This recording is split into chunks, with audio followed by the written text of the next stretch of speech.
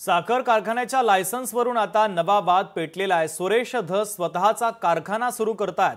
स्वतःच्या कारखान्यासाठी दुसऱ्याचं लायसन्स रद्द केलं। माजी आमदार भीमराव धोंडे यांनी सुरेश धस यांच्यावर गंभीर आरोप केले आहेत।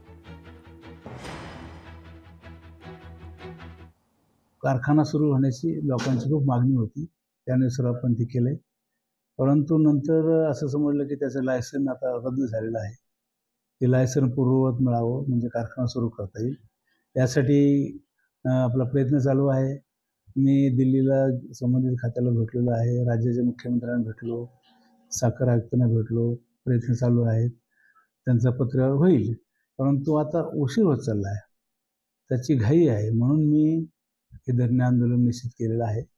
या धरणे आंदोलनामध्ये आपल्या कार्यक्षेत्रातील सर्व शेतकरी मोठ्या संख्येने सहभागी होणार आहेत।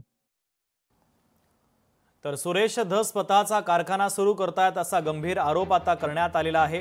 माजी आमदार भीमराव धोंडे यांनी सुरेश धस यांच्यावर आरोप केले।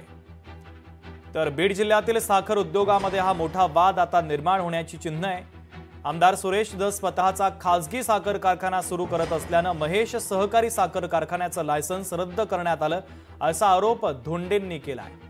धोंडेंच्या आरोपानंतर आता खळबळ उडालेली आहे। तर साखर आयुक्तांकडे पत्रव्यवहार करूनही लायसन्स पूर्ववत न केल्यास 10,000 शेतकऱ्यांचं आमरण उपोषण करण्याचा इशारा धोंडेंनी दिला आहे।